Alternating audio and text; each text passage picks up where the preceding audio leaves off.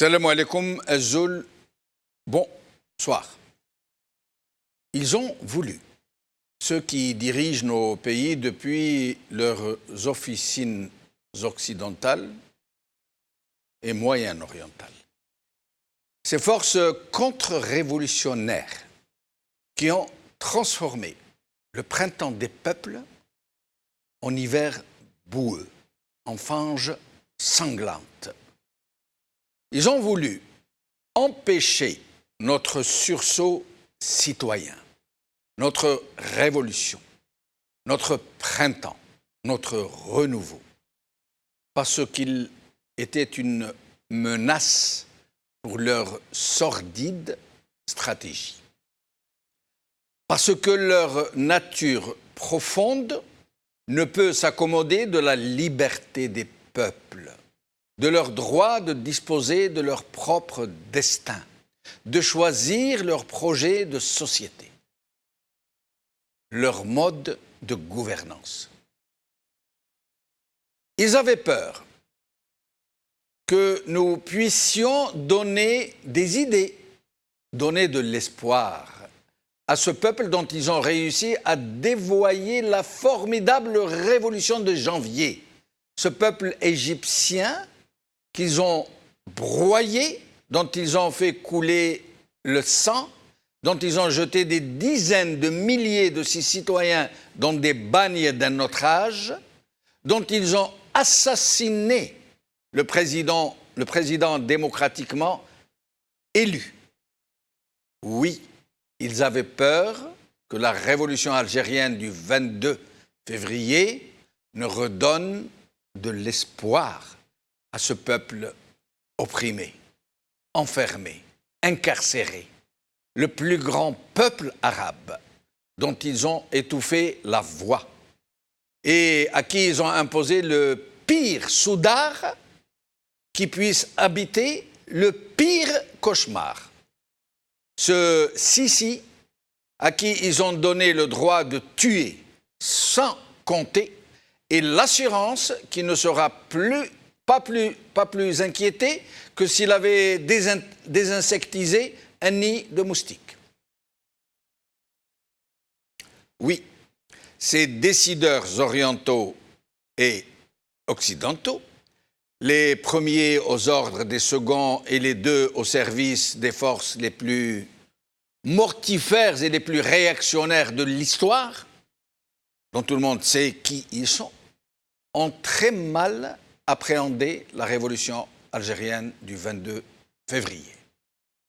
Leurs inquiétudes étaient telles qu'ils ont réussi à les réconcilier. Réconcilier contre nous, bien sûr, malgré leurs différends et leurs appétits concurrents. Parce que le péril que représente pour eux le sursaut populaire algérien, la révolution algérienne du 22 février, est plus fort que toutes leurs dissensions. Alors ils ont fait jonction, ils ont uni leurs efforts, ils ont tissé leur toile traîtresse et ils ont décidé de tout mettre en œuvre pour stopper l'élan des Algériens, faire dégénérer leur printemps, de la même manière qu'ils avaient réussi à dévoyer les printemps des peuples, les printemps dits arabes. Et comme ils nous tiennent dans un très grand mépris, comme ils n'imaginent pas que nous puissions être capables de nous libérer, d'être solidaires les uns avec les autres, d'être intelligents, tout simplement, d'être au-dessus de ces contingences lamentables dans lesquelles nos satrapes nous ont confinés. Alors, ils ont pensé qu'ils pouvaient siciser le pouvoir, qui nous enferme dans leur logique, et doubabiser notre élan. Ils croyaient avoir trouvé leur Sisi algérien et ils ont mis le paquet pour enrôler une armée, une véritable armée de doubeb, de baltagia et de mercenaires politiques. Mais au fur et à mesure des vendredisations millionnaires, puis des mardisations spectaculaires, ils ont pris peur. Très peur. Ils ont compris que si un terme n'était pas mis à cette très dangereuse révolution. C'est comme ça qu'ils l'aperçoivent, eux. Alors l'Égypte qui est leur point de fixation stratégique, alors l'Égypte serait irrémédiablement et très profondément contaminée, comme ils disent, eux, contaminée. Voici pourquoi ils ont ordonné à leurs proconsuls algériens, ceux qu'ils couvrent, qu'ils couvent, qu'ils protègent, à qui ils permettent de blanchir le fruit de leur rapine dans leurs pays respectifs et qu'ils bombardent de leurs conseils indiscutables néanmoins. Ils les ont sommés de passer en force, de ne pas tenir compte de la volonté de ces millions d'Algériens et d'aller au plus tôt vers des élections présidentielles truquées par avance et cousues main et qui auraient le mérite, selon eux, d'éviter une sicisation trop brutale, trop outrancière, qui ne conviendrait ni à l'attitude mentale des Algériens, ni à l'emballage politico-médiatique qu'ils veulent vendre aux opinions publiques internationales, c'est-à-dire occidentales.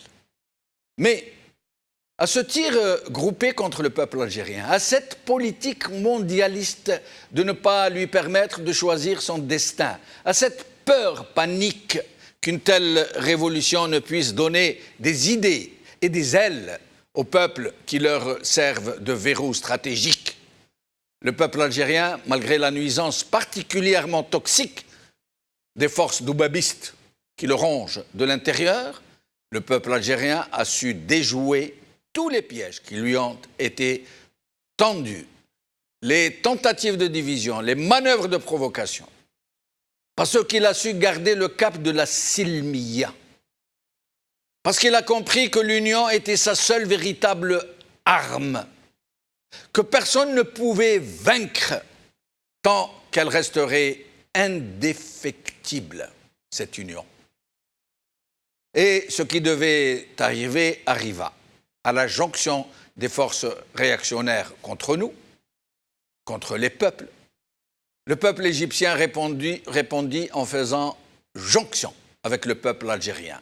Et c'est aujourd'hui cette formidable synergie révolutionnaire, cette prodigieuse combinaison de deux grands peuples, de leur volonté, qui va devenir le cauchemar de ceux qui tirent les ficelles dans l'ombre mondialiste. Le peuple égyptien est dans la rue depuis hier, depuis le plus beau vendredi algérien, le plus spectaculaire et le plus impressionnant depuis le début de la révolution du 22 février. C'est désormais le temps des peuples, le temps des peuples. Et sale temps pour la chauve-souris de la politique, pour les proconsuls de leur maître, pour tous ces personnages fripés et chafouins qui peuplent nos cauchemars. Oh, les cœurs, que vienne l'heure de la délivrance et de la dignité.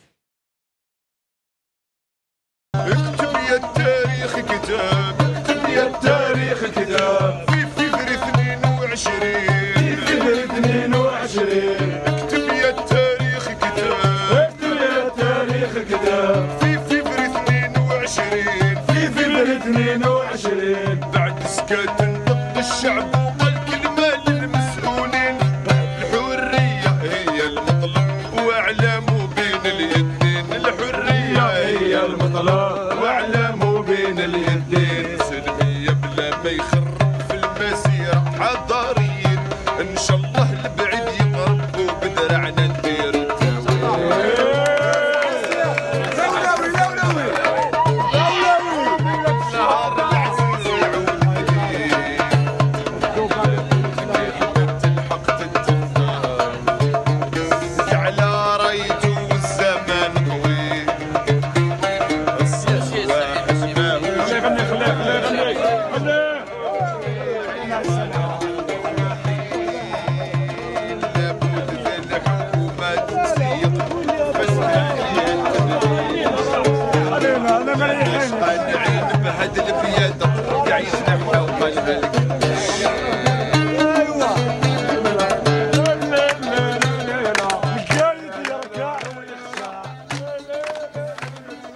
Ali, il était en train de chanter, notre frère, et un policier qui a voulu l'empêcher.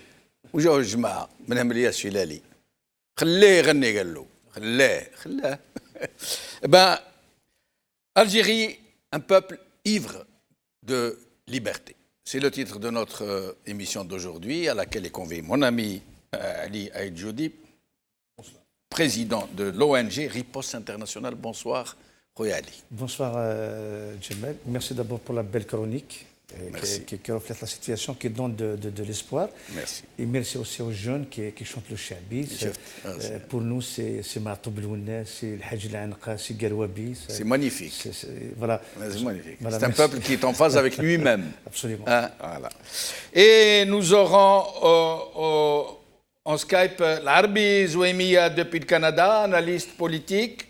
Khaled Ziram Abjaya, militant associatif. Mais nous allons commencer avec notre ami Rabha Attaf, grand reporter, spécialiste du Moyen-Orient, qui a couvert de façon très appuyée les événements égyptiens et qui a commis un livre sur la question, Place Tahrir, une révolution inachevée. Rabha Attaf, merci d'être avec nous.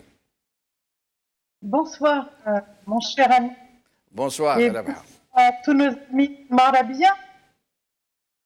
Rabha, il y a un problème, on ne vous entend pas très bien. Alors, qu'est-ce qu'on va faire? Je vais vous laisser, je reviens à vous dans une petite minute. Vous allez être avec nous au téléphone et en Skype. Comme ça, on va bien vous entendre. Ok, très bien. Je reviens dans une minute.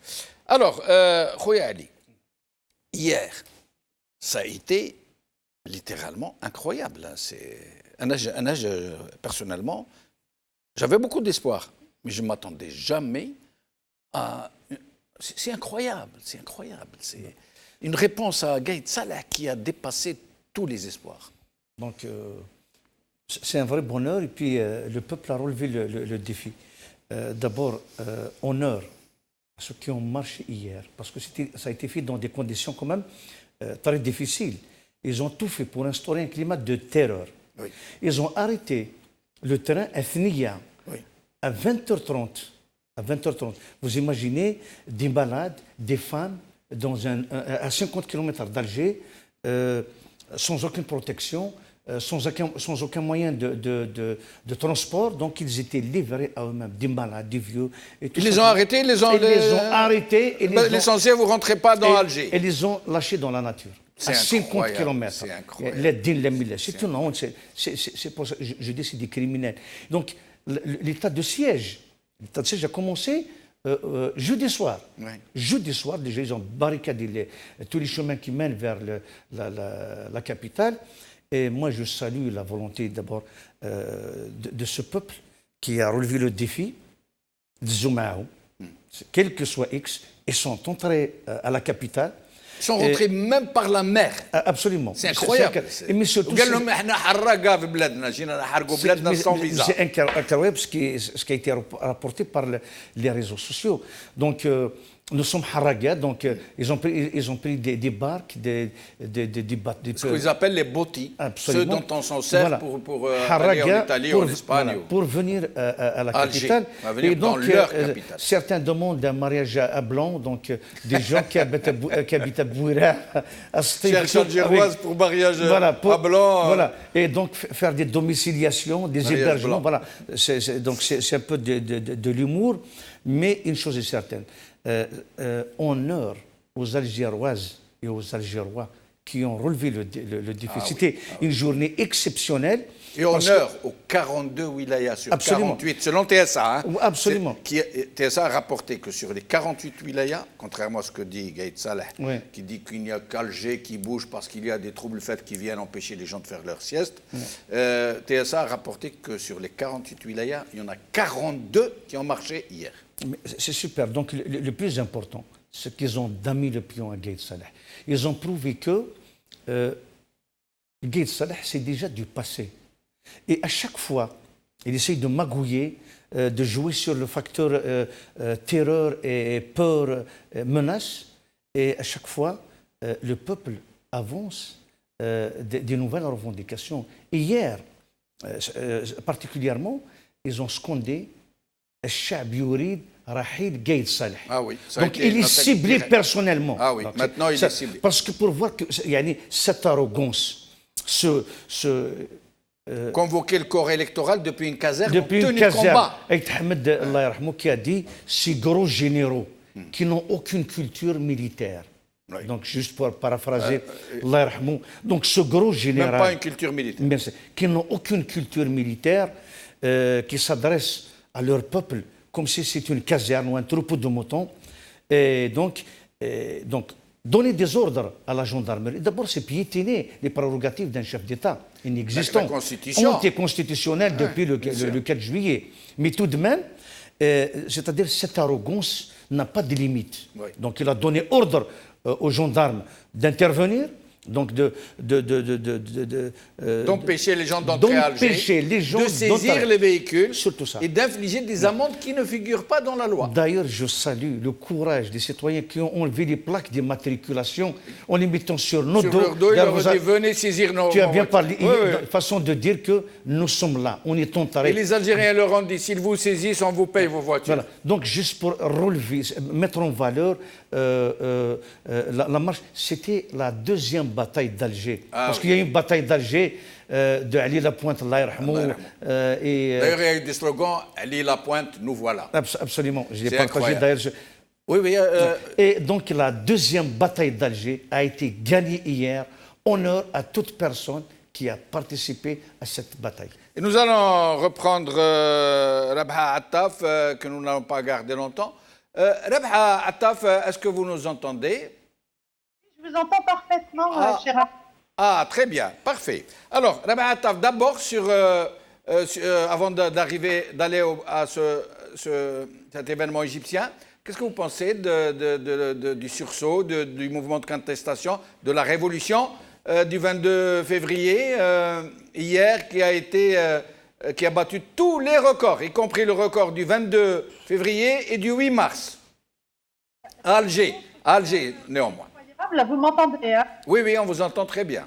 C'est incroyable, ça démontre à quel point, effectivement, les tenants du pouvoir algérien, c'est-à-dire cette caste de généraux, ne connaissent pas le peuple algérien.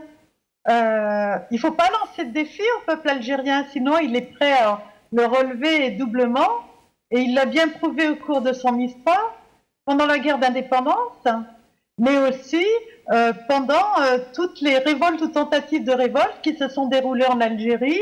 Je pense à 1986 à Constantine, 1988 dans toute l'Algérie.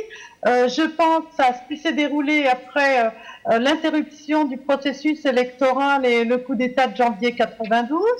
Et je pense maintenant aujourd'hui à ces longs mois durant lesquels les Algériens qui ont plutôt la révolution, la réputation d'être un peuple d'énervés, défilent pacifiques, maîtrisent la rue, maîtrisent leurs nerfs,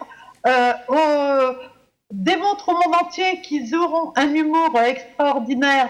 Effectivement, ce qui s'est passé hier est très sarcastique pour notamment Gaïd Salah, et qu'effectivement, je pense que Gaïd Salah et ses affidés, ceux qui sont autour de lui, vont droit au mur. Mais Rabha Attaf, comment expliquez-vous que le peuple algérien, qui a tout le temps été incarcéré, donc, à qui on a extirpé toutes ces vieilles valeurs, qu'on a réduit quasiment à l'indigence, si je peux me permettre ce terme intellectuel, dont on a exporté des élites par millions. Comment expliquez-vous que derrière les cendres de toute cette ignominie, il y ait un peuple aussi courageux, aussi déterminé, qui a pu tenir maintenant presque 8 mois face à un régime particulièrement prédateur, particulièrement réactionnaire, qui a tout ébranlé contre lui, mais un peuple qui est présent chaque vendredi, et maintenant chaque vendredi, et chaque mardi, et même chaque samedi, pour quelques villes, dont Kharrata par exemple. Ben écoutez, il y a deux choses. Je vais vous répondre par quelque chose de sérieux. On peut tuer les gens, mais on ne tue pas les idées. On peut réprimer fortement un peuple, mais les idées continuent de circuler, y compris à travers les générations. Et je pense qu'aujourd'hui, dans la rue, dans cette jeunesse, il y a les enfants des disparus d'hier. Les histoires se sont transmises, la mémoire fonctionne. Et Dieu sait ce que nous y avons travaillé avec tous nos amis des organisations de familles de disparus en Algérie. Et je pense que le boulot a été fait et que le résultat est là. Oui. Parce que ce que ne veulent pas comprendre les prédateurs qui ont capté l'Algérie, les prédateurs qui ont capté l'Algérie, c'est que comme en Amérique latine et comme en Argentine, cette question éminemment sensible et taboue des disparus amènera la démocratie en Algérie. Je m'explique. Il n'y a pas une famille qui n'a pas été touchée par les disparitions forcées, par la répression. Que toute cette mémoire se transmet, que des gamins qui grandissent sans père, effectivement, quelques années plus tard, deviennent avocats, journalistes, travaillent, occupent des fonctions, sont enseignants, mais qu'ils perpétuent la mémoire de ceux qui ont disparu, d'autant qu'ils n'ont pas pu faire leur deuil. Or, cet état d'esprit, justement, de l'Algérien va faire qu'il va demander justice et éternellement justice. Et tant qu'il n'aura pas obtenu justice, effectivement, malgré la répression, il suffira d'un élément catalyseur pour qu'il se mobilise.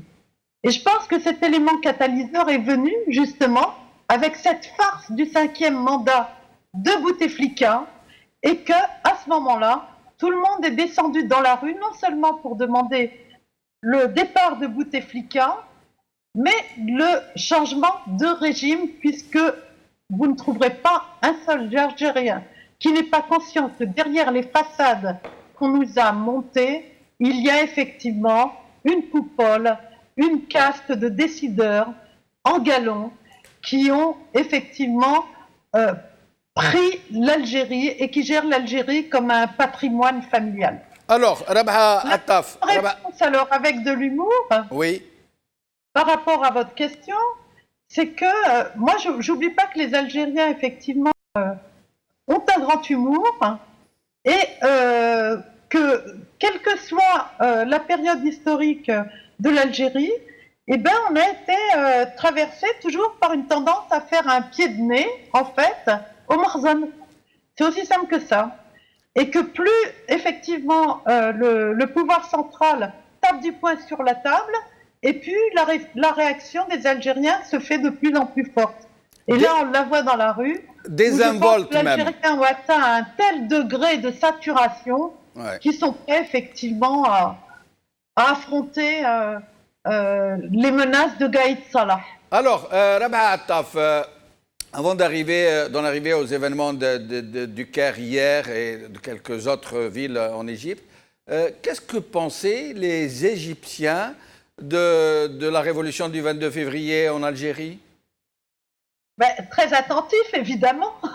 Je rappelle que vous êtes souvent en Égypte, que vous êtes souvent là-bas. Eh bien, donc moi je me rends compte tout de suite des réactions parce que je reçois énormément de posts et de messages, etc. en privé par rapport à ce qui se passe en Algérie. C'est évident que les Algériens qui sont dans une phase de répression féroce, on est dans la phase des années 90 en Égypte, où il y a des disparitions forcées tous les jours. Grâce à Dieu, on les retrouve en prison, mais ils sont détenus sans jugement. Je pense notamment à mes nombreux amis qui croupissent dans des conditions effroyables dans les prisons égyptiennes. Et je les salue, effectivement, parce que je sais qu'ils me voient actuellement. Ils captent le Marabia en Égypte. Et donc, effectivement, ils sont très attentifs à ce qui se passe en Algérie, parce que c'est évident que l'histoire de nos deux peuples sont liées, l'histoire de nos pays sont liées, l'histoire de tous les pays du Maghreb est liée. Donc, dès que ça bouge, maintenant, quelque part, tous les autres sont attentifs et attendent effectivement, toujours c'est le même problème, l'élément catalyseur pour à leur tour descendre dans la rue. Et qu'est-ce qui s'est passé hier? Et hier, de soutien.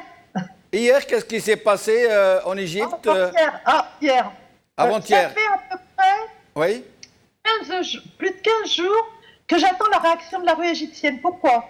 Parce qu'il y a une vidéo virale sur les réseaux sociaux égyptiens qui a été diffusé par un entrepreneur qui a une entreprise de BTP, de sous-traitance, qui a travaillé, lui, personnellement, sur le chantier du nouveau palais présidentiel que se paye Al-Sisi.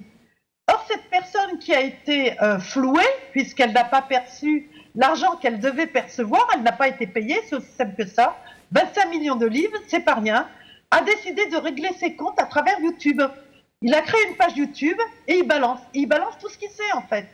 Sur la gabegie d'Al-Sisi, de son entourage, sur l'argent qui valse, sur les mœurs de Sisi et de son entourage. Effectivement, les Égyptiens qui sont transfusés actuellement au serrage de ceinture, si vous voyez ce que je veux dire, une austérité, puisqu'Al-Sisi, dans ses interventions, demande tout le temps aux Égyptiens de se sacrifier, en ont plus qu'assez, et c'est la goutte d'eau qui a fait déborder le vase, justement l'élément catalyseur qui fait que hier, après le match, après les matchs, les gens sont descendus dans la rue, mais dans une quinzaine de villes d'Égypte en même temps. C'est pas seulement le Caire et ses environs. À travers tout le pays, la jeunesse est descendue dans la rue. Et vous pensez que ces deux révolutions en devenir, surtout celle de l'Égypte, qui attend de se redéployer, peuvent faire jonction et déjouer les arrière-pensées des uns et des autres et leurs manipulations respectives? Ce que je vois, c'est qu'en Égypte, de toute façon, pour être passé par la révolution du 25 janvier 2011 et toute la répression qu'il y a eu après 2013, effectivement, on leur a fait le coup une fois, on ne leur fera pas deux fois. En Algérie, c'est la même chose. Les peuples sont avertis, ils apprennent. Là, on est 8 ans, en Égypte, là, on est 8 ans après la révolution du 25 janvier. Donc, les gens ont vu se dérouler un petit peu le même type de processus que ce qui s'était passé en Algérie après le coup d'État. Ils en tirent des leçons et ils ne vont pas se laisser manipuler. Sauf que, il y a quand même une information importante qui n'a pas encore paru. Je vous la donne en exclusivité.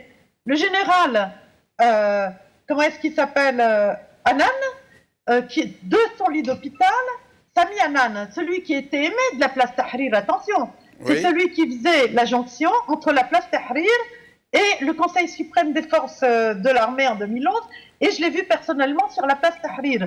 Il a appelé de son lit d'hôpital, puisqu'il est actuellement à l'hôpital, mais en prison, évidemment. Il a été condamné à de la prison pour s'être présenté comme candidat au présidentiel de janvier 2008. Il a appelé les forces vives militaires, et notamment les fils du peuple dans l'armée, à porter haut et fort les demandes du peuple. Et oh ça, là c'est là, important. eh ben, comme quoi. Merci Rabha Attaf pour cette information et pour tout ce que vous nous avez apporté. Au plaisir. Dernier petit mot, ce que je demande effectivement, Oui. أنا أطلب تضامن بين شعوب مصري وجزائري وتونسي وكل الشعوب العربي، وأنا أدعي ربنا يحفظ كل المصريين مسجونين في مصر، ويحفظ أصدقائي الدكتور أحمد والدكتور إبراهيم متولي qui sont les fers de lance du mouvement des familles de disparus en Égypte. Et merci Rabha Attaf et nous formulons les mêmes vœux pour le peuple algérien dont les détenus se comptent par centaines, les détenus d'opinion et les détenus politiques, dont certains ont été condamnés dans des parodies de justice. Et nous souhaitons que ces peuples fassent jonction face à un même ennemi. Alors, nous allons vous passer pour parler un peu de ces gens, de ces fameux Baltajia, de ces fameux Doubeb, prêts à tout, hein, et qui ne craignent rien, ni le ridicule, ni autre chose. Nous allons écouter M. Bounjma, vous le connaissez? Alors, nous allons l'écouter, puis nous allons... Le représentant indigne des enfants de Chouhada. Et qui ont fait fonds de commerce des Chouhada et des Moujahidines, vous imaginez? C'est incroyable. Un instrument entre les mains de tous les pouvoirs successifs depuis des décennies. Nous allons écouter, puis nous allons recevoir notre ami Khaled Ziram et notre ami l'Arbi Zouaimiyad depuis le Canada. Alors, Monsieur Bounjma. جاء على لسان الاب المجاهد القائد قايد صالح كقائد الأركان للجيش حافظ على الجزائر وحافظ على الوحدة وحافظ على رسالة الشهداء. ولا واحد يتزايد علينا ويقول لنا 2019 انا نعرف ما تعرف والو. احنا كاين بوتفليقه، تحيا بوتفليقه، بوتفليقه هو اللي يعطينا تعليمات.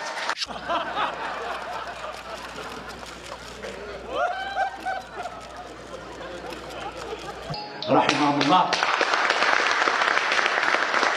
حكومة اليوم راهي تقدم في تضحية للجزائريين والجزائريات، وعلى راسهم الوزير الأول بدوي. علاش؟ أنا نحييه من هذا المنبر كرئيس حكومة، كوزير أول. انا اللي ظلمته، ما لازمش نظلموا الناس، ما لازمش نشوهوا الناس. طمعوني وانا طماع، والطماع شكون يكذب عليه؟ كذاب.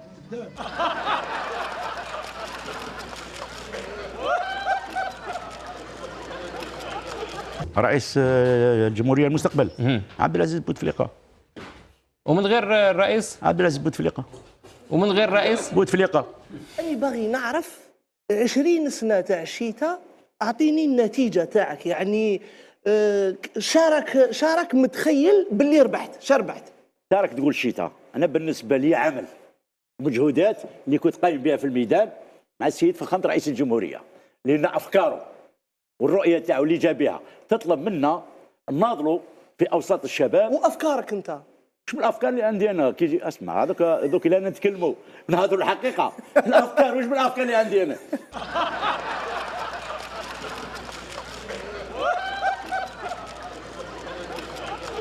قسما بالنازلات الناحقات والدماء للذاكرات الذاكرات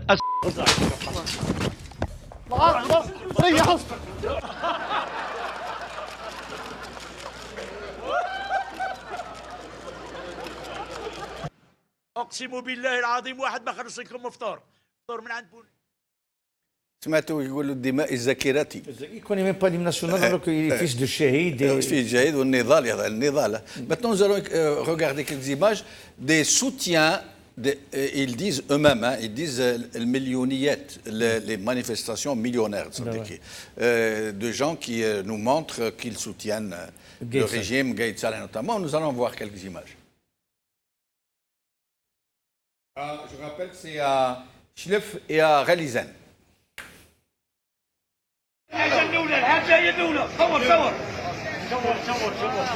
بسم الله الرحمن الرحيم.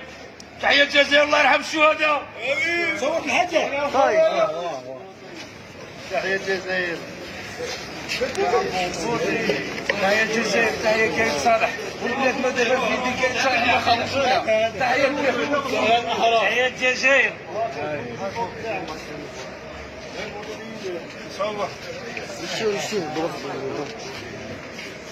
تحية الأحرار وتحية الجزائر. بالواحد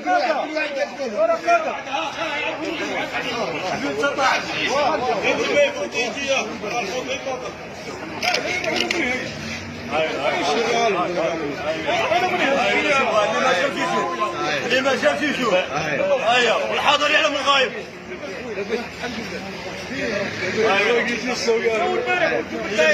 تحية صالح، تحية الأمن، تحية الدولة الجزائرية، تحية الدولة الجزائرية الحرة.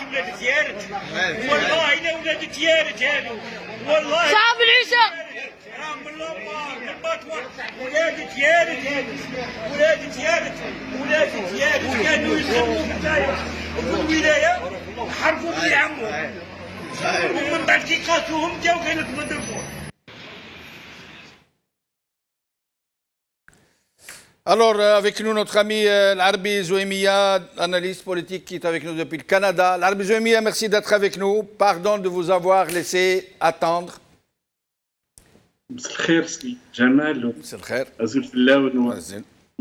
Mes salutations à Aïd Jodi. Merci. Alors, Larbi Zouemia, dans votre commentaire, votre sentiment sur ce qui s'est passé hier à Alger et dans 41 autres wilayas. Mon commentaire, c'est bien. Voilà. C'est bien, c'est fabuleux, c'est vraiment extraordinaire. Donc il y a quelqu'un qui s'est érigé en régisseur de l'Algérie. C'est comme les généraux de la colonisation qui décident sur le tas. Tuez-les, abattez-les, infligez les amendes, c'est à peu près ça. C'est un gars qui ne sait pas qu'est-ce qu'il fait. Donc la réponse du Hirak, il était à la hauteur. Il a déployé des moyens énormes pour encercler un territoire de presque 4 millions, 5 millions d'habitants et d'empêcher les Algériens, même les Algériens de la périphérie, ce qu'on appelle qui constitue le grand Alger, ont été empêchés d'y accéder plutôt. Donc c'est l'échec, c'est son échec. Vous attendiez un tel sursaut de la part des Algériens, une telle réponse à cette provocation de Gaïd Salah? Oui, je m'attendais parce que tout simplement la cadence et la dynamique du Hirak a fait en sorte que certainement par réflexe, par réplique à peu près à quelque chose à l'arbitraire qui est né justement dans l'action. Donc c'est presque une réponse parce que même ses moyens et la foule était énorme, même ses moyens, ça sous-entend si à jamais c'était pas ses moyens aussi, ça sera le double. Donc il y a une dynamique, il s'isole surtout dans le grand centre urbain où un petit peu l'interaction politique et l'interaction de la contestation et de la revendication, elle est vivace. Donc certainement le Hirak ne va pas se laisser faire, mais nous devons aussi être attentifs et justement voir exactement quelle est l'alternative pour ne pas être pris au dépourvu si à jamais il y a un accident dans le pouvoir. C'est pour cela que nous voulons que ce qu'on appelle le modus vivendi et le modus operandi soit plus clair à peu près pour répondre à ce pouvoir. Parce que la finalité, c'est que ces gens-là partent. Il ne faut pas, tout simplement, je ne suis pas en train de faire des directives ou d'orientation ou de la démagogie, mais il y a quelque chose, la substantifique moelle du Hirak, il faut que ces gens-là partent. Il faut que ces gens-là n'auront aucun rôle dans le futur de l'Algérie. Il faut que ces gens-là ne font pas passer leur programme de reconversion et de recyclage d'un pouvoir voleur et assassin. C'est pour cela que je suis très content.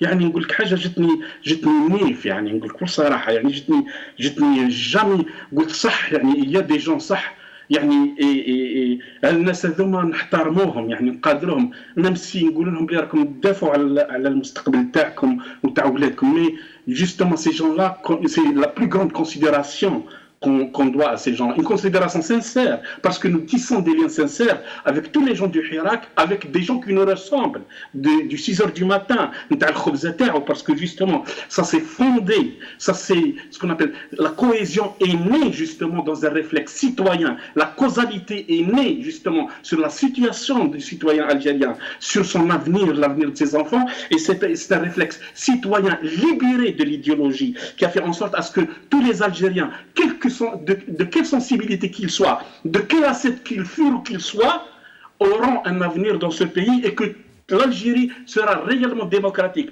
De l'islamiste au démocrate, au nationaliste, toute chapelle confondue, les gens-là peuvent tracer leur avenir et c'est un niveau de débat qui se forge, c'est un niveau de débat et d'action qui se forge aussi parce que tout simplement nous produisons même le mouvement maintenant sur le plan, c'est-à-dire si on voit le mouvement en Algérie, c'est esthétique, les gens marchent doucement, il y a il y a beaucoup de couleurs, les femmes ne sont pas, c'est-à-dire ce qu'on appelle à peu près en cercle féminin, mais dispatchées comme citoyennes, c'est très beau. Le Hirak, le grand centre urbain surtout, se forge. Il avance, mais il faut que, justement, il avance vers une directive bien claire. Cette directive-là est qu'il y a une alternative transitoire, il y a une alternative de transition qui essaye un petit peu de stabiliser la situation politique, de casser les interdits, de détricoter leur constitution, d'évacuer leurs règlements, leurs méthodes et leurs dogmes, pour que tous les Algériens, y compris les Algériens exilés qui ne peuvent pas rentrer, qui n'ont pas droit au passeport, peuvent participer et tous les Algériens, là où ils se trouvent, dans n'importe quel point du globe, peuvent participer au redressement national.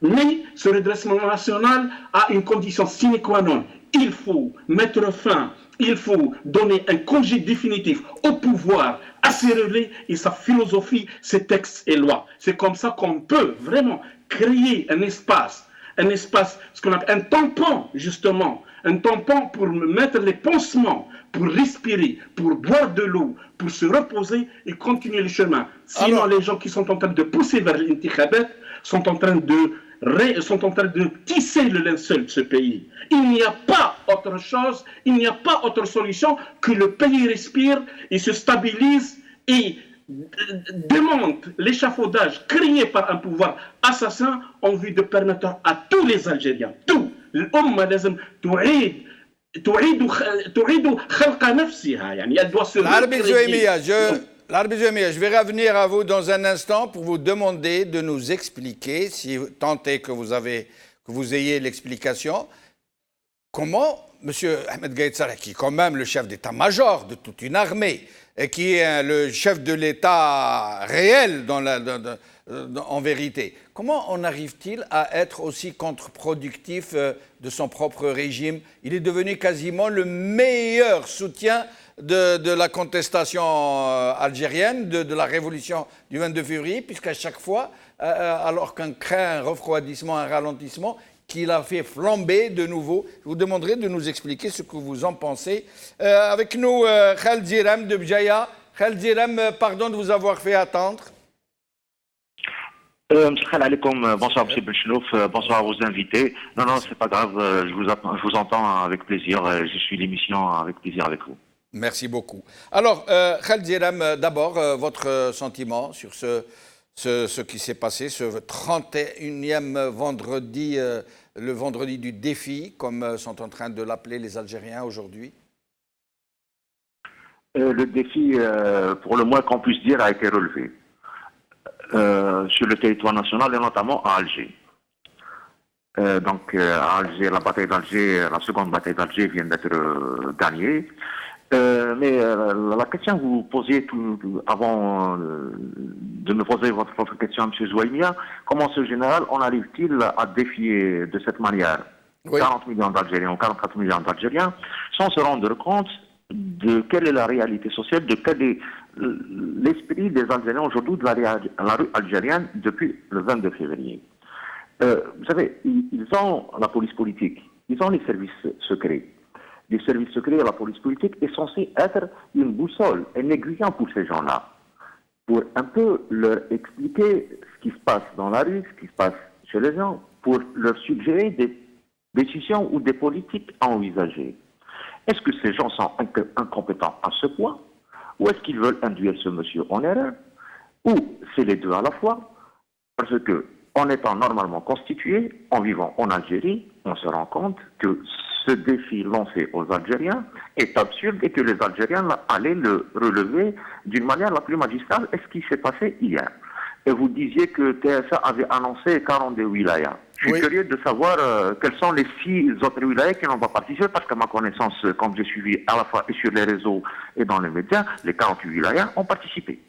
D'après vous, c'est les 48 wilayas qui ont participé, un temps soit peu, disons. Voilà, un temps soit peu. Ouais. Moi, 10 Algériens qui sortent dans la rue, ce sont des Algériens. Là, bien sûr, bien sûr. Donc, maintenant, l'ampleur des manifestations et l'ampleur des marches à Alger et dans d'autres villes moins grandes du pays n'est pas la même. Le défi qui a été relevé à Alger n'était pas de l'ordre de la mobilisation dans d'autres régions. Bien que les villes, un peu les grandes villes du pays, on a vu, ça reste un dictat sans commentaire. Dites-moi, Khaled Zirem, la couverture médiatique de ce qui s'est passé hier, dans un pays moyennement honorable, n'importe lequel, dans n'importe quelle dictature, un tant soit peu intelligente, on aurait demandé aux médias qui sont sur place de couvrir ces événements, même de quilter un peu ce qui est le plus dérangeant, mais ne pas les couvrir du tout. Passer des images de je ne sais quoi pendant que des millions d'Algériens sont dans la rue. C'est quoi Sur ce point, M. Benchenouf, les Algériens, un peu dans leur ensemble, sont divisés. Une partie des Algériens qui sont dans la rue disent « Nous ne regardons plus ces médias. Ces médias ne nous intéressent plus.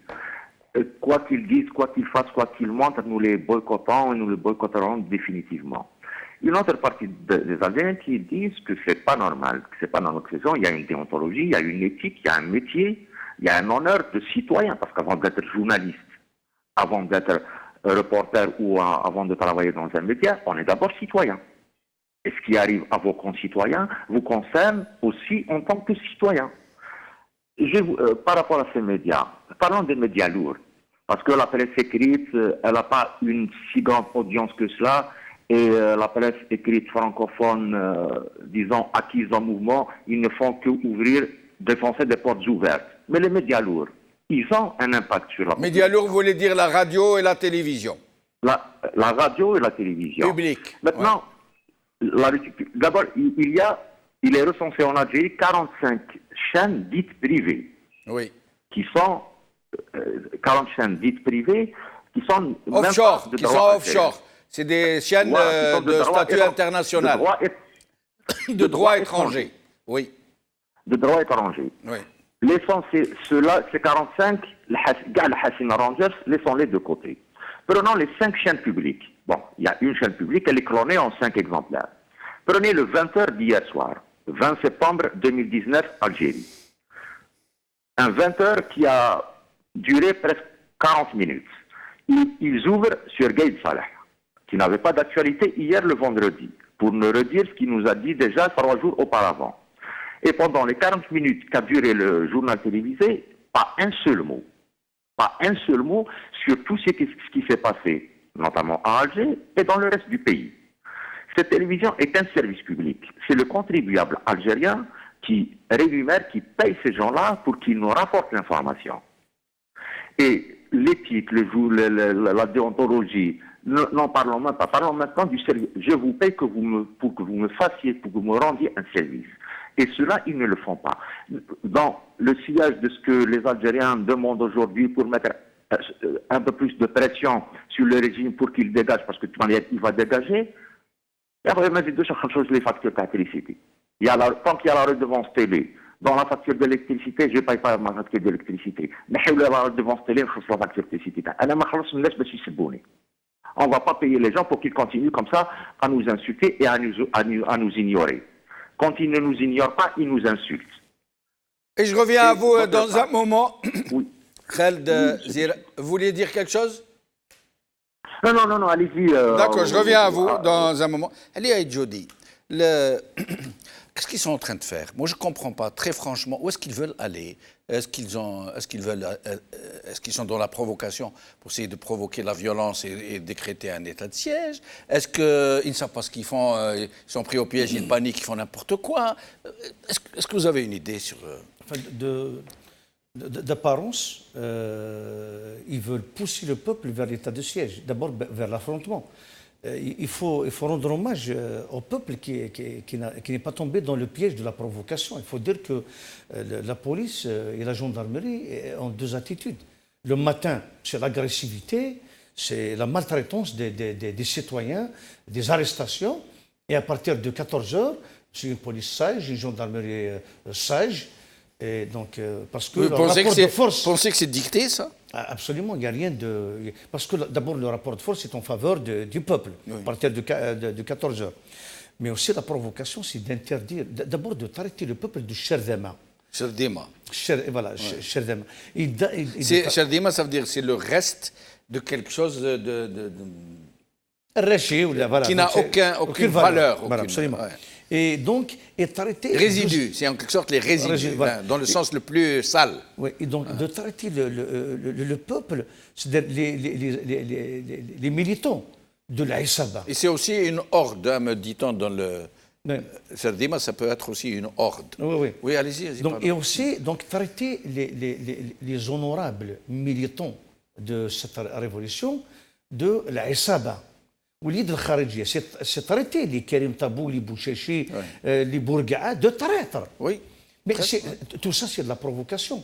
Quand on voit que les médias algériens, ils ont vu ce qui s'est passé à Saht Tahrir. Mais ils n'ont pas vu ce qui s'est passé à Saht Odin.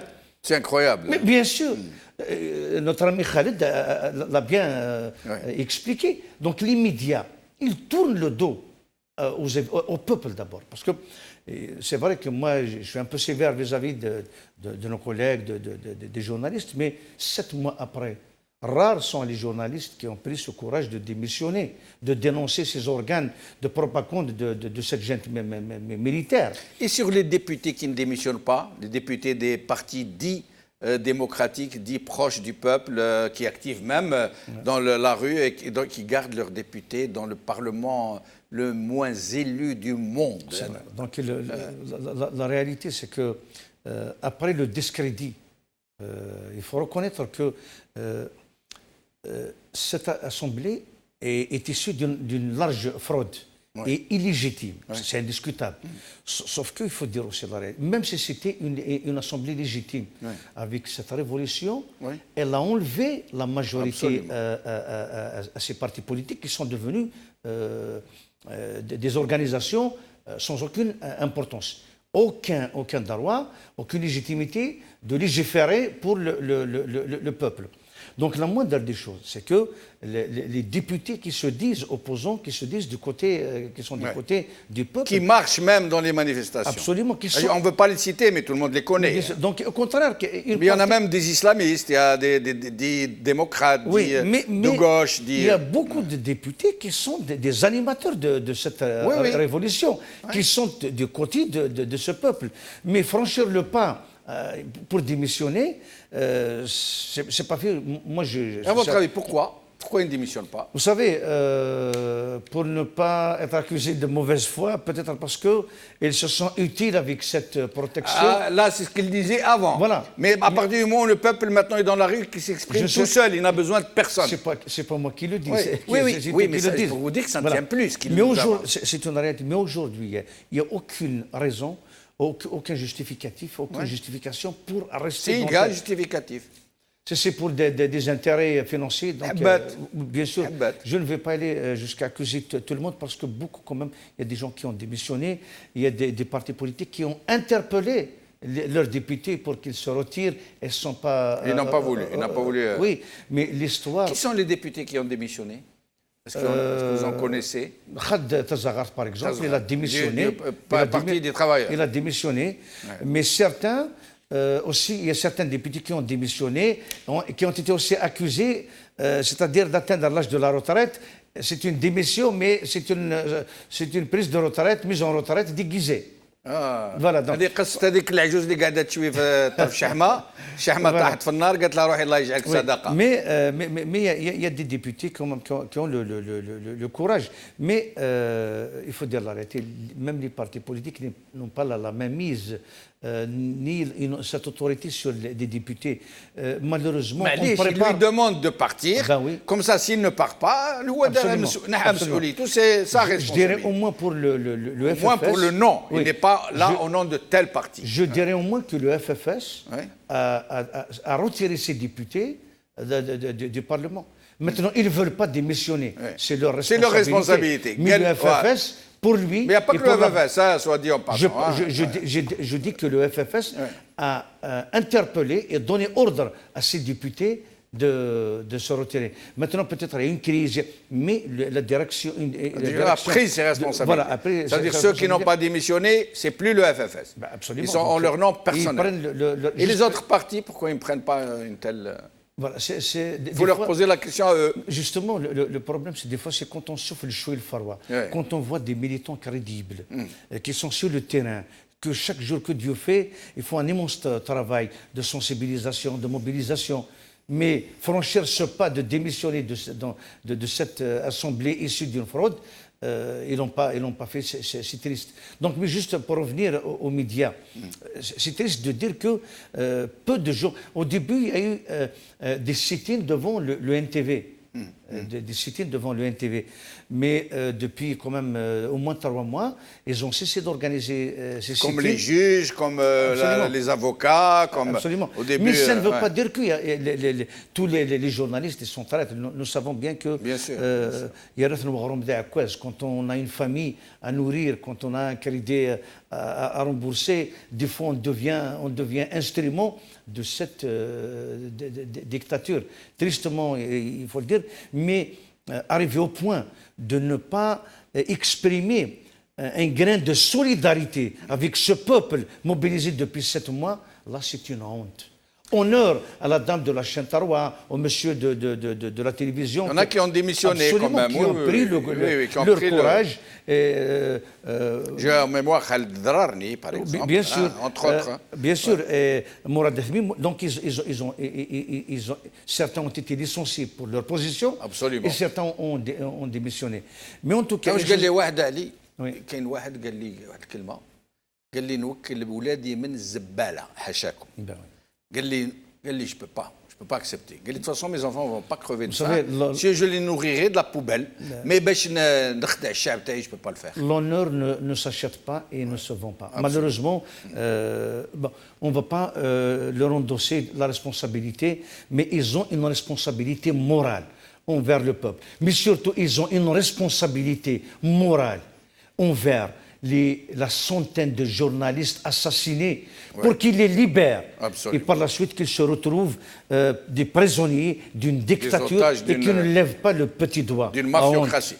Alors, je vais revenir à vous tout à l'heure pour le dernier tour de micro avec nos autres invités pour parler des candidatures pour les prochaines élections qui commencent à se manifester un peu. Larbi Zouemia, je voulais savoir tout à l'heure comment fonctionnent ces gens pour aller vers de telles attitudes contre tout leur peuple dont ils voient qu'ils sortent en millions, qui demandent des choses très simples. Ils leur disent oui, on veut aller à des élections, mais pas organisées par vous. Oui, on veut que vous partiez. Oui, on veut une démocratie véritable. Mais ce n'est pas la peine de nous jeter les crapules en pâture pour nous détourner. Et eux, qu'est-ce qu'ils font à chaque fois? Ils sortent des choses absolument incroyables, comme cette dernière sortie de Gaïd Salah d'interdire Alger aux Algériens. Comment il fonctionne l'Arbi Zouemia? حبيت نقول رايي على البرلمان معليش. Oui, bien sûr, bien sûr. Ce qui fait tant que le Parlement, c'est une institution déjà qui file du mauvais coton. Donc il n'y a pas de gain politique si à jamais on quitte le Parlement. C'est pas important à peu près, je pense qu'on risque un petit peu d'éveiller des sujets qui vont porter préjudice, tout simplement. Ce n'est pas un problème. Il y a un Parlement là, et un Parlement qui est en train de pondre des lois, de pondre des règlements et de jouer aussi lui aussi le mauvais jeu. Donc c'est pour cela que ce n'est pas un problème à ce que des gens, des députés démocrates, FFS, ils restent, il n'y a aucun problème. Donc ils restent avec eux justement pour les bloquer. Du moment qu'ils ont ce privilège et cet avantage de voir les gens là in situ, donc sur place. Ça c'est mon avis. Certainement, il y a des gens qui ont d'autres avis, je les respecte. Maintenant, ce Gaïd Salah là, c'est l'hôpital qui se moque de la charité. Donc voilà, donc le peuple est mieux pris en charge avec lui que Bouteflika, alors qu'il s'agit d'une bande qui s'est scindée. C'est une bande qui s'est scindée, mais le cas de ce monsieur, spécifiquement ce monsieur-là, déjà, d'après ce qu'on raconte de lui, parce qu'on le connaît, cet individu, parfois il multiplie les erreurs au point que ça peut lui paraître parfois comme un élément de succès. Donc c'est presque quelqu'un il a fermé la porte, ensuite il n'est pas sûr, il revient, il vérifie la porte, ensuite il revient. Donc c'est le bonhomme à peu près qui a parfois ce qu'on appelle des réflexes parfois qui sortent de l'ordinaire, parce que déjà en matière de plan, en matière de ce qu'on appelle de plan pour bloquer Alger, déjà il est démodé, c'est un cas démodé. Politiquement déjà il a perdu politiquement de bloquer. Et vous pensez qu'il décide tout seul, l'Arbi Zouemia? Vous pensez qu'il est seul à décider? Non, écoutez, c'est une bande. Est-ce qu'il y a un apport politique ou un apport de procédure d'autres généraux? Je ne sais pas leurs composantes, mais tout ce que je sais, c'est une bande qui s'est scindée, certainement. La clientèle de Gaïd Salah, c'est des voleurs aussi, au même titre que les voleurs de Bouteflika. Donc la bande se scinde, à peu près la mafia se scinde, tout simplement. Elle mange une partie d'elle, elle dévore une partie d'elle pour se redéployer aussi. Maintenant, la réponse. Le monsieur est venu en 2004. Il était prêt à tout. À un moment donné, il ne dort pas. Il avait peur à ce que Bouteflika il enlève. Il est venu, il a pris l'état-major. Ensuite, il est devenu, dans des circonstances un petit peu louches, vice-ministre de la Défense, parce qu'il a démontré à Bouteflika qu'il lui était fidèle. Le monsieur a un problème, parce que c'est sa vie. Il est en train de faire n'importe quoi pour nommer son président. Pourquoi? D'une part, pour bloquer l'autre clan, il a un problème avec un autre clan. Ça, c'est son problème premier. Parce que nous avons vu dernièrement, récemment, il y a 2 semaines, qu'il a produit un texte de loi qui visait à protéger les procureurs et les juges militaires dans le futur. Ça, c'est important. Ça veut dire qu'il y a une loi qui va protéger ces procureurs militaires et ces juges-là qui ont produit des jugements ou qui vont produire des jugements contre un clan qui lui était hostile. Ça, la deuxième chose, c'est que Gaïd Salah ressemble aux généraux. Il ressemble aux autres généraux. Il n'est pas à part. Il fait partie. Il faisait partie. Il fait partie de cette caste de généraux qui sont corrompus. Ça, il n'y a pas quelque chose d'autre. Ils sont corrompus. Ce sont des gens qui bénéficient de l'assiette subventionnée des dépenses de l'État et on se demande actuellement pourquoi il n'y a pas d'enquête dans la dépense militaire. Pourquoi il n'y a aucune opération? Pourquoi il n'y a rien dans ce que dépense le ministère de la Défense? Ils vont pas quand même diligenter des enquêtes contre leur propre turpitude. Si le secret de défense est secret à ce point-là, le budget de la défense, à un point où rien ne filtre, le budget le plus important de l'économie nationale, à un point absolument hallucinant. Ça veut dire qu'il y a beaucoup de trafic dedans, mais ils vont pas se faire accuser eux-mêmes. Justement, c'est ça le point d'orgue de son patriotisme. Donc c'est lui dans la position défensive. Certainement, il a rallié d'autres généraux qui sont impliqués avec lui en leur offrant la réponse. Voilà que faire. Si on ne fait pas comme ça, on va tomber tous. C'est ça. C'est ce qu'on appelle l'explication la plus simple d'une bande qui serait convertie. Les gens qui ont fait la sociologie connaissent ça, mais il s'agit bien d'une caste, d'un groupe à peu près qui était déjà pour le 5e mandat. Pour le 5e mandat, parce que c'est une réponse. C'est une réponse, étant donné que Bouteflika, c'était le totem de la rente, c'était à peu près la ligne médiane, une fois que Bouteflika à peu près c'est le Hirak qui a imposé la solution. Les 2 semaines, les deux premières semaines, il était pour le 5e mandat, on ne peut pas se moquer des gens. C'était grave déjà comme position. Ensuite, il s'est reconverti de manière hypocrite en jouant, en écartant le 7 et le 8 et en optant pour le 102. Pourquoi le 102? Parce qu'il lui permet d'établir la lampe de lancement pour se trouver au-delà avec un président qui va le nommer et avec qui il va faire les prochaines années. C'est ça sa politique. Mais le départ, il faut pas donner une importance à ce Gaïd Salah. Gaïd Salah, il est en train de se défendre par rapport à ce qu'il a fait, par rapport à ses intérêts personnels et les intérêts de quelques généraux ou de quelques... Et restez avec nous, Larbi Zouaimia, je reviens à vous pour un dernier tour de micro. Nous allons parler de ces candidatures qui commencent à se profiler. Alors, Khaled Ziram est avec nous. Khaled Ziram, avant que je vous pose une question en particulier, vous voulez commenter quelque chose? Oui, par rapport à ce que disait M. Zouaimia, par rapport aux généraux et tout, je crois qu'au moins, depuis le 15 septembre, nous sommes enfin sûrs d'une chose, c'est que le haut commandement militaire, qu'il soit homogène ou pas, qu'il soit composé de 10, de 20 ou de 40 généraux, c'est qu'ils sont tous d'accord pour une chose, c'est de rester au pouvoir et de maintenir le pouvoir entre leurs mains. Parce que sinon, ce n'est pas possible. Beaucoup de gens leur accordaient, ou moi accordaient, une faveur du doute à une partie de l'armée ou à une partie du haut commandement militaire. Beaucoup de gens, même avant le 22, appelaient une partie du haut commandement militaire, interpellaient les patriotes au sein de cette institution de se ressaisir et de relever un peu ce défi de l'Algérie de demain, de l'Algérie libre et démocratique. Il s'avère que maintenant, tous ceux qui accordaient cette faveur de doute à une partie du haut commandement militaire, il n'y a plus de doute. ce désir de passer en force avec des élections dont personne ne veut, et la manière dont c'est fait. À partir d'une caserne, il donne une injonction à un prétendu chef d'État pour fixer la date du 15 pour convoquer le corps électoral. Et le bonhomme, il ne le fait même pas le 16 ou le 17, il aurait pu le faire 2 ou 3, il le fait le 15, au jour où non, il avait le l'injonction 12, lui a été faite. La convocation le 15 et les élections le 12. Oui, mais la convocation, la convocation, le jour de la convocation, l'injonction lui a été faite à partir d'une caserne. Oui.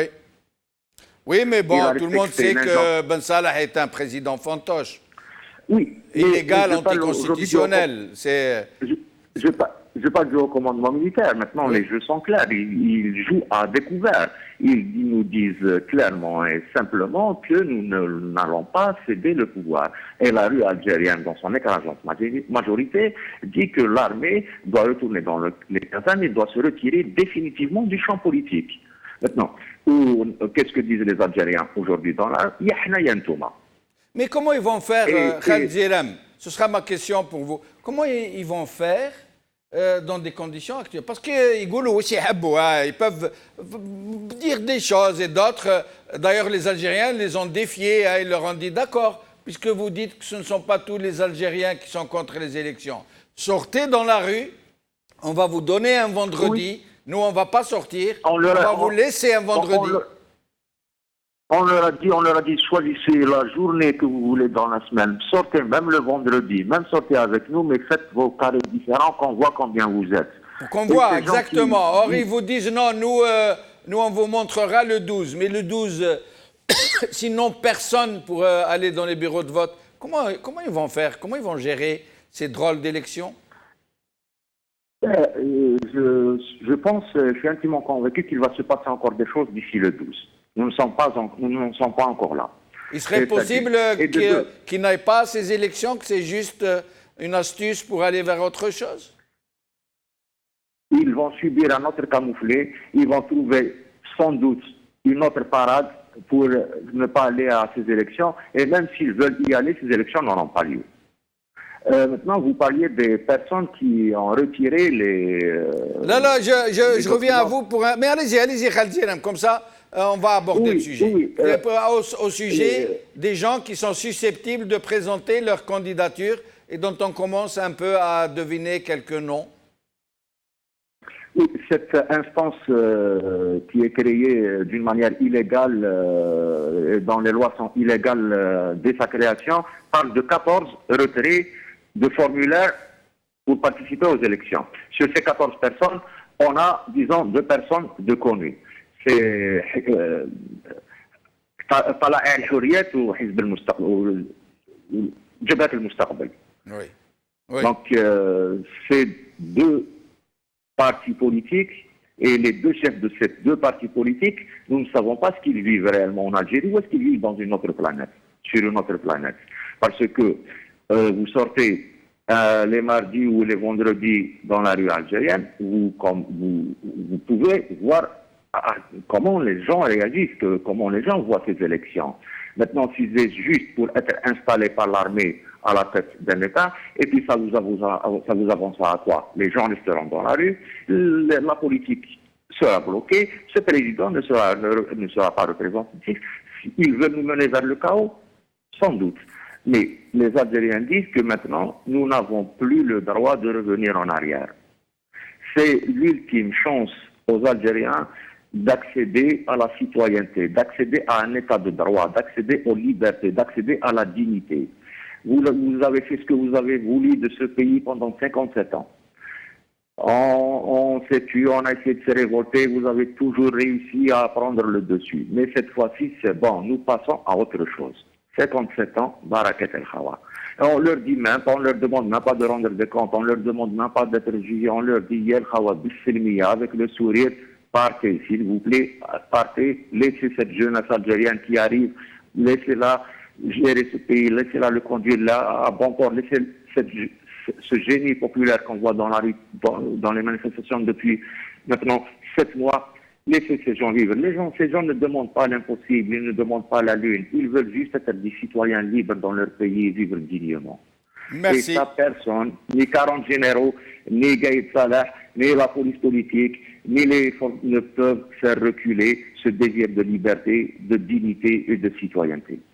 Khaled Ziram, merci infiniment. Au plaisir de vous retrouver dans nos émissions. Alors, Ali Aïdjoudi, c'est cette histoire de gens, 14, nous dit Khaled Ziram, de gens qui ont déjà retiré des dossiers de candidature. Ils n'ont pas encore annoncé, hein, qu'on soit d'accord. Ils ont retiré, ça veut dire qu'ils vont l'annoncer. Sinon, ils ne les auraient pas retirés comme ça pour utiliser du papier. À votre avis, comment ils fonctionnent, ces gens? À quoi ils s'attendent? Tout d'abord, il faut signaler une chose, c'est que c'est des gens qui n'ont jamais mis les pieds dans une marche depuis 7 mois. Ah, d'accord. Voilà, donc, ouais, ces gens qui ont retiré ne sont pas dans... Et donc, je cite par exemple Ali Benflis, qui a adressé une lettre au président de la commission de fraude d'élection, en exprimant sa volonté de se présenter à la candidature suprême. D'accord. Donc, Benflis, nous le connaissons depuis des années qu'il est le candidat éternel et celui qui accepte de jouer les rôles les plus bas, donc le lièvre de Bouteflika. Et maintenant qu'on lui a fait un clin d'œil, en mettant Karim Younes à la tête de la commission et l'ancien ministre de la Justice aussi président de cette commission, donc la commission du dialogue et la commission de surveillance des élections, c'est des gens qui ont été des ministres et des alliés Ali Benflis. Alors, je rappelle quelque chose, je dis par pure déontologie, que les gens qui sont attaqués ici, ou qui se sentent attaqués ou montrés du doigt, ils ont le droit de nous saisir, d'intervenir dans cette émission pour donner leur avis, pour se défendre, pour s'expliquer. Voilà, j'aimerais le souligner. N'importe lequel de ces gens qui se sentent attaqués ou injustement dénoncés pourront donc intervenir dans cette émission pour apporter leur version des choses. Très bien, tant mieux. Et puis, il y a le candidat qui est supposé, qui sera aussi le lièvre ou le futur candidat soutenu par Gaïd Salah, c'est Tebboune. Oui. Tebboune, donc il a retiré lui aussi? Non, il n'a pas, lui pour l'instant il n'a pas retiré. Sauf qu'il y a le président de l'ANR. Oui.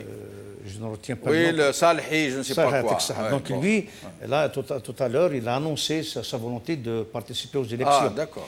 Il y a Belaïdi qui est le Moustaqbel, donc qui a annoncé aussi sa volonté de participer. Il a annoncé sa décision d'avoir retiré les formulaires. Voilà, donc voilà, ça commence à prendre forme. Mais dans tous les cas, une chose est certaine, il n'y a que les alliés du pouvoir, des gens qui ont vécu sous l'autorité de Bouteflika, qui sont des alliés de la clientèle de l'ancien régime. Donc à ce jour, il n'y a aucune personnalité fiable qui est du côté du peuple qui s'est présentée. Il y a aujourd'hui Moukri, l'éternel allié du pouvoir, qui a proposé le Ben Bitour soit le candidat du consensus. Voilà. C'est le consensus de quoi?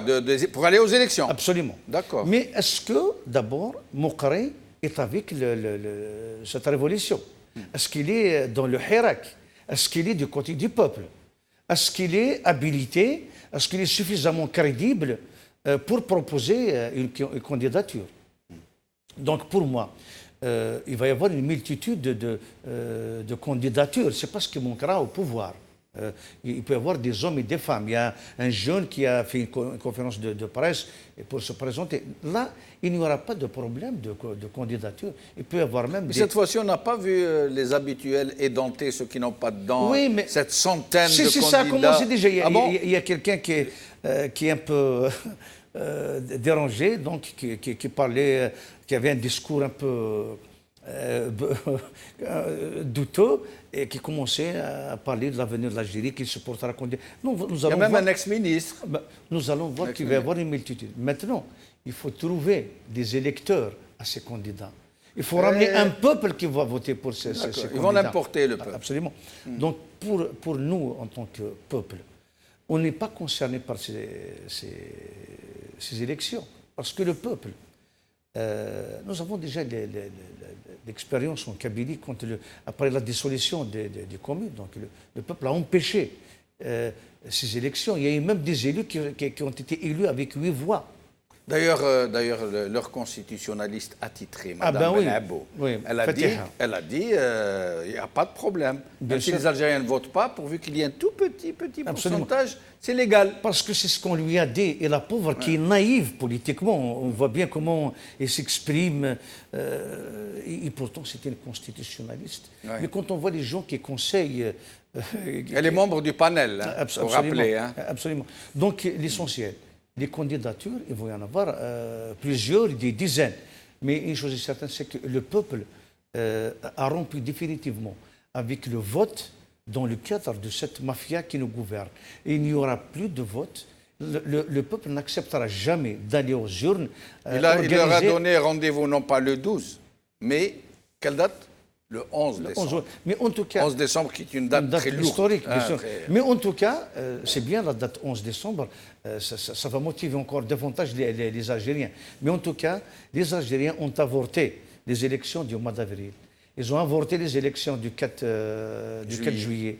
Ils vont avorter les élections. Déjà, ça commence à prendre forme, cette mobilisation. Donc je pense que les élections du 12 décembre seront avortées comme les premières. Le pouvoir est condamné de traiter avec ce peuple. L'armée est condamnée de quitter la scène politique et de composer avec ce peuple. Et le peuple ne désignera de représentants qu'une fois l'armée acceptera le dialogue, annoncera son retrait de la scène politique et de cesser ces manœuvres de bas niveau, ces bassesses. Et comme ça, sinon, en tout cas, une chose est certaine, le gouvernement est assiégé et aucun ministre ne peut sortir. Et on n'entend rien. Actuellement, aujourd'hui, le pouvoir ne vit qu'à l'intérieur de l'ENTV. Voilà, donc, alors, restez avec nous jusqu'à la fin de l'émission. Et la dernière intervention, l'Arbi Zouaimia, donc votre avis sur ces candidatures qui sont en train d'émerger, de se manifester.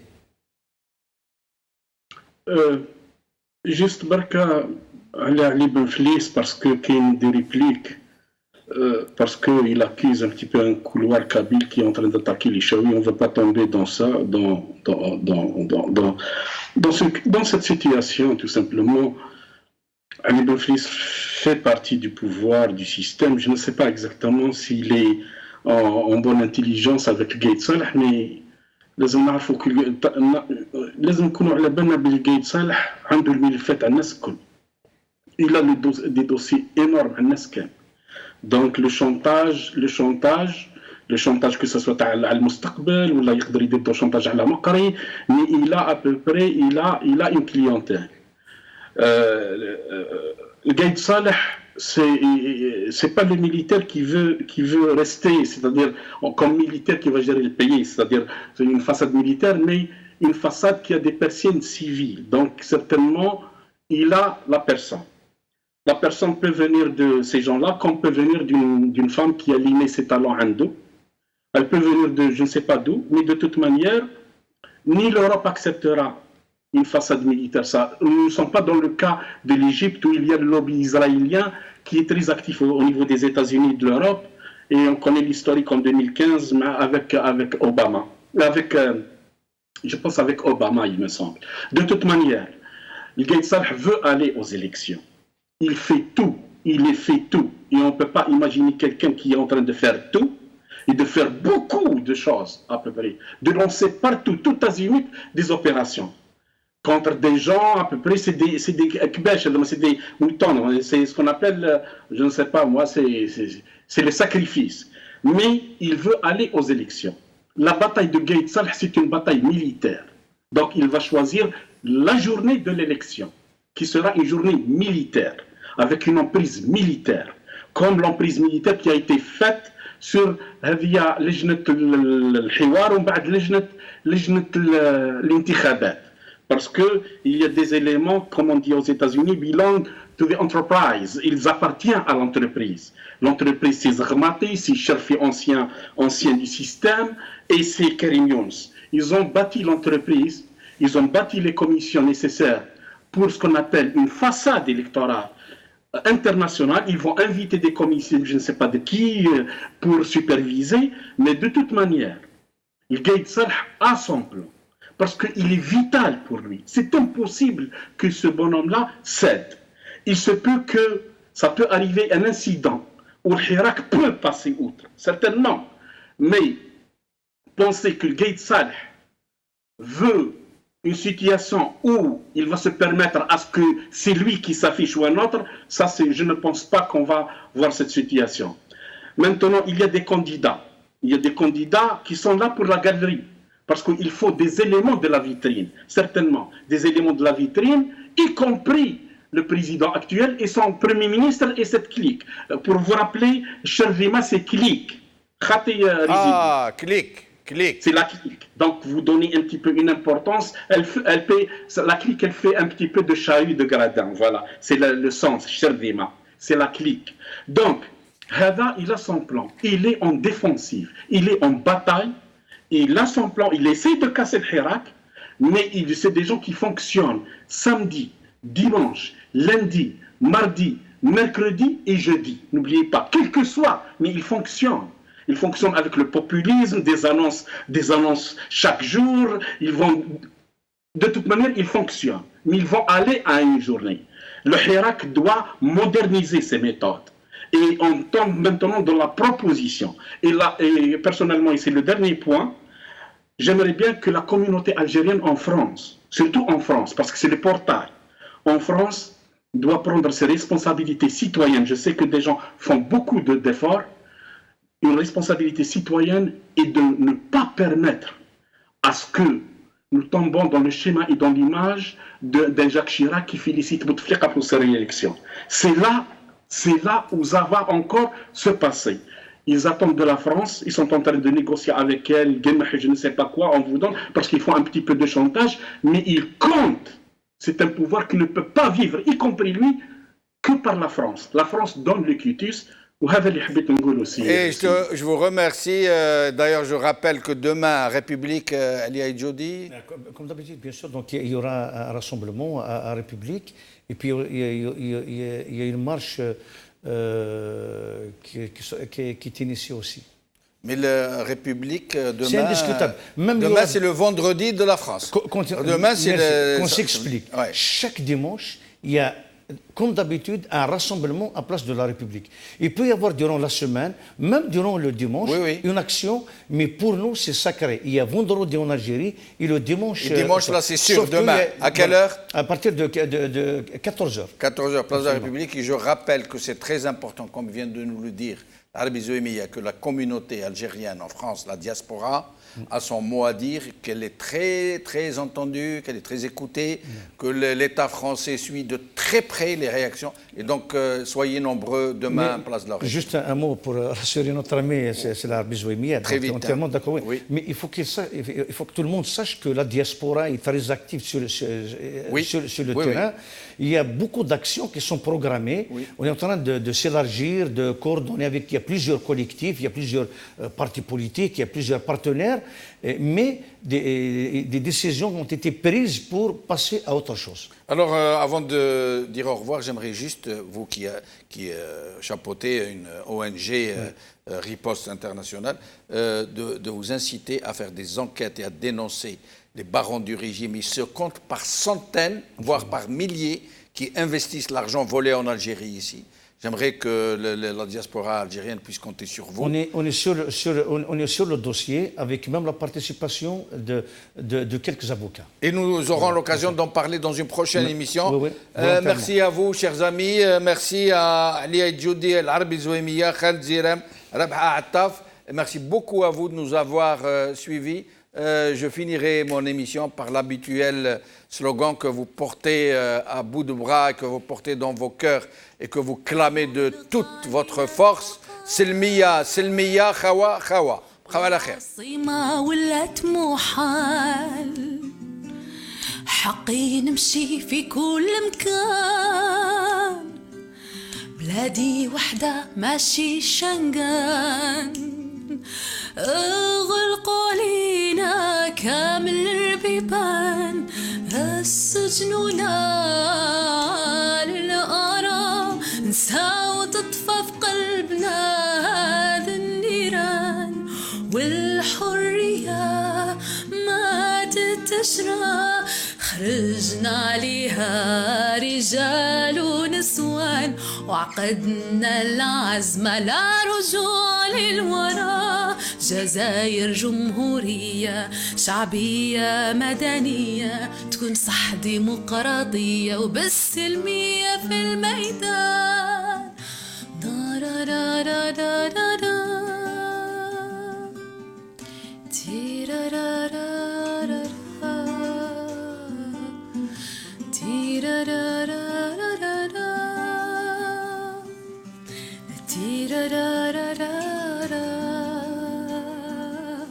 خاوتنا ترفدوا على جال علام، الأمازيغية ما تفرقناش، وعلى رايهم ما تاكلوا شحال، حطوا البريء مع اللي خان،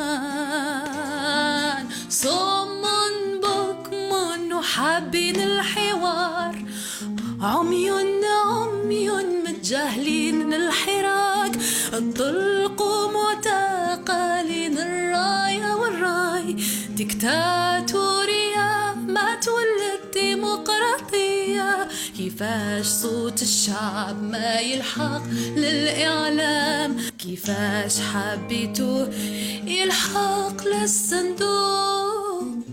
تيرارارارارارا